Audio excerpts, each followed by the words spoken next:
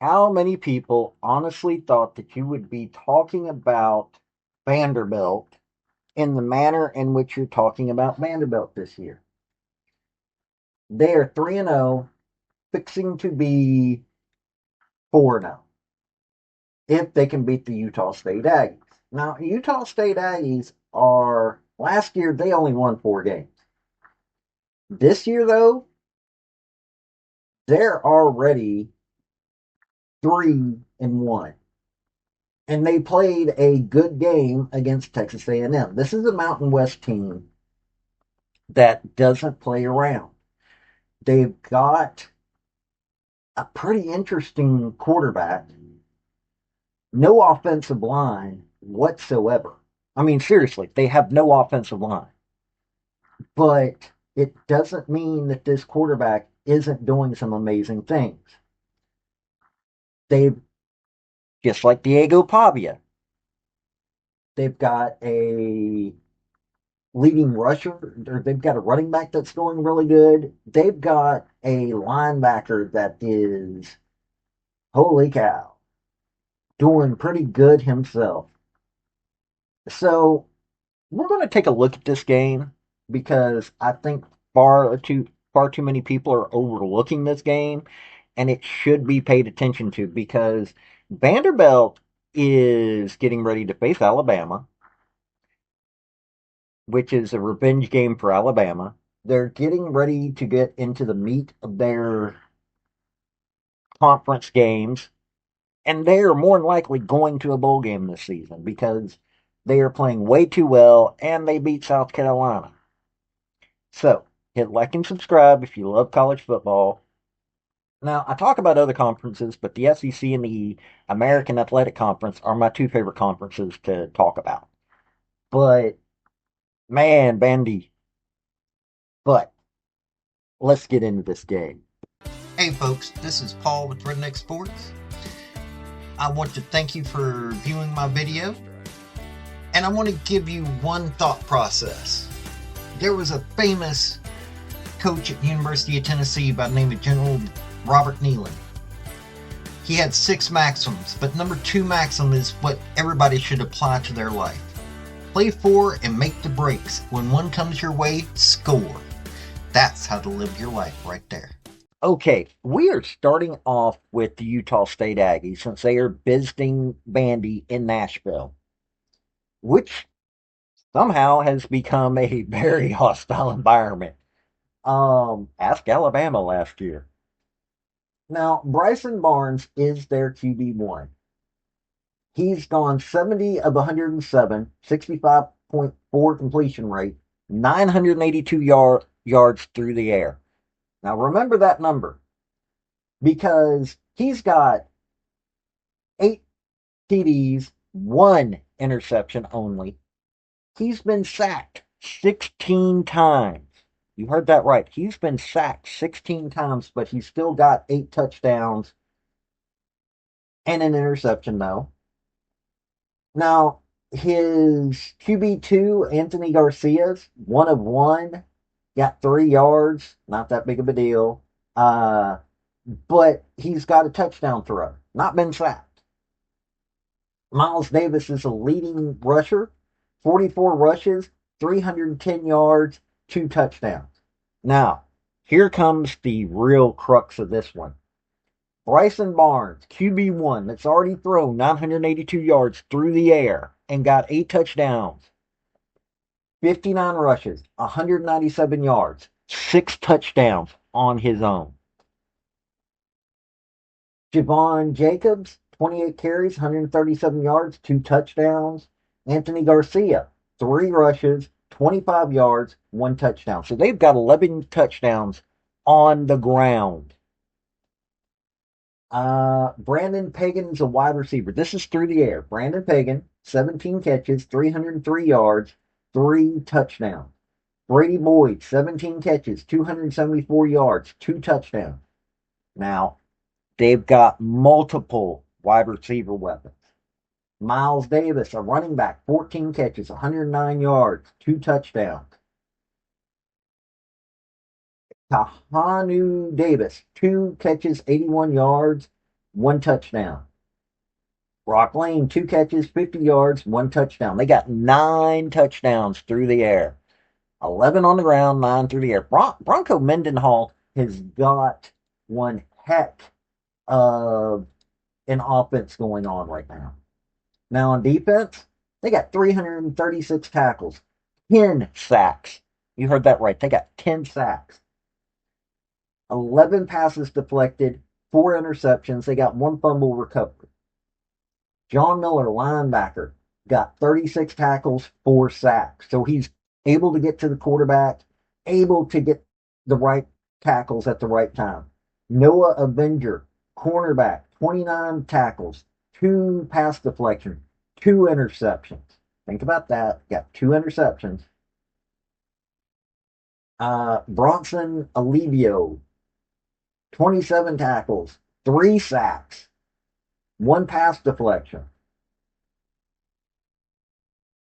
This is a defense that knows how to play on the line. They know how to get to the opposing quarterback. Now their schedule, okay, they beat UTEP 28-16, lost to Texas A&M 44-22. That's not bad considering what Texas A&M's been. They beat Air Force in a shootout 49-30, McNeese 48-7. They they may not be one of the more amazing teams, but they are a very scary team. And like I said, Bronco Mendenhall's got this offense humming.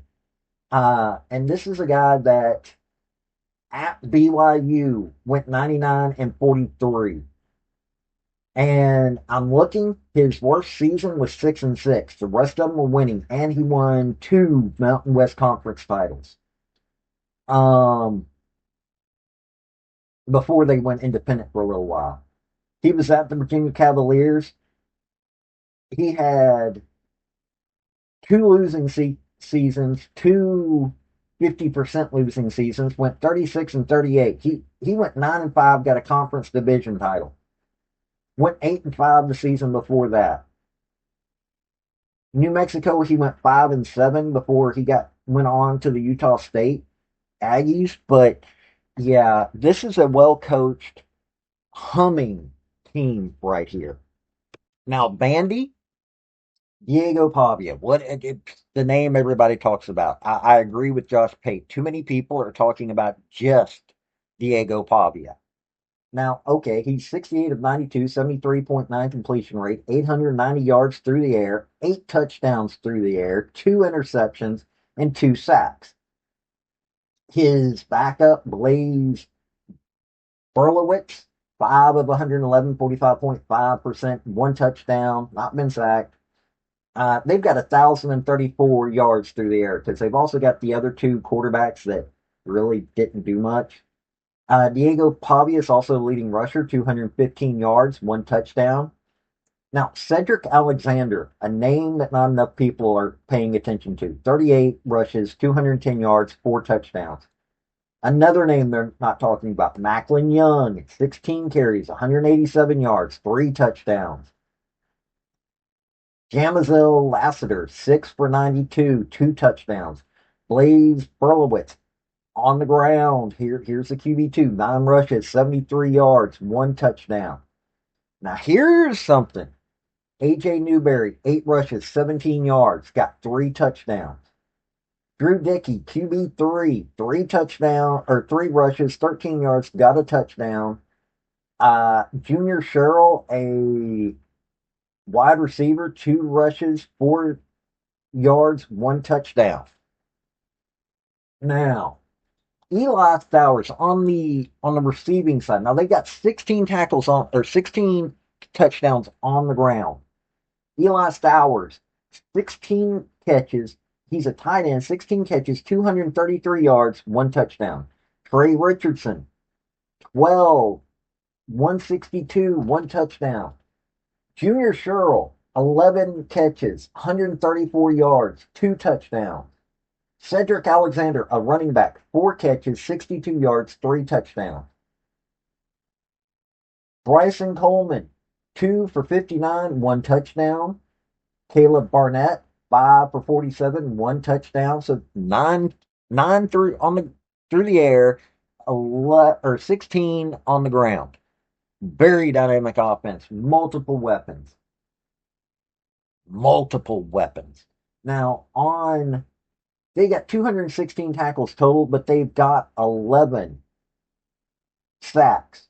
That's a good thing. 11 sacks, 13 pass deflections, 3 interceptions, 5 forced fumbles, and 5 fumble recoveries. So their defense is pretty good. Leading tackler, though, I don't like this. As I've said, safeties, that means they're getting secondary. But this is an odd one. This is a safety that's got 21 tackles and he's got a sack for 16 yards. He knocked back the quarterback 16 yards, and he's got an interception. Nick Rinaldi, he's a linebacker, 16 tackles, 2 sacks. Brian Longwell, 15 tackles, 2 pass deflections, 1 interception. They've got a lot of weapons on their defense, got a lot of weapons on their offense. Clark Lea has got these guys going everywhere.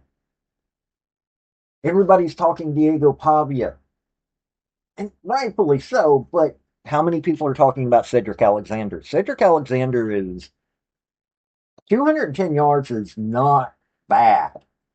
They're both Pavia and Alexander are averaging 5.5 yards a carry. Macklin Young has got a 62-yard run. Think about that for a second. He's, you know, way less, but when he does get the ball, he knows how to get to it. And this is somebody from New Mexico State. So, yeah, they're digging into New Mexico State. Jamazel Lassiter has got a 44-yarder. That's another guy that, man, when he gets the ball, and he's first year at Vandy, multiple weapons all over the field. Clark Lea has this team humming. Look, Vandy has beaten Charleston Southern 45-3. Okay, it is what that is. They went to Virginia Tech and beat them 44-20. Okay, Virginia Tech's not that great of a team. South Carolina, who Lenore Sellers got hurt in this game, and South Carolina had put way too much into Lenore Sellers. Amazing player, should have been in the Heisman talks, but because of his injury, I am hoping that Vandy is not doing what they used to do, which is hurting players. That actually is a thing. Look up the story of George Caffey, and I'll probably cover him during the summer. Georgia State, they embarrassed them because of what happened last year, 70-20 or 70-21. Vandy's at 4-0, could be going 5-0, and in all honesty, it does look like that they're going to go 5-0.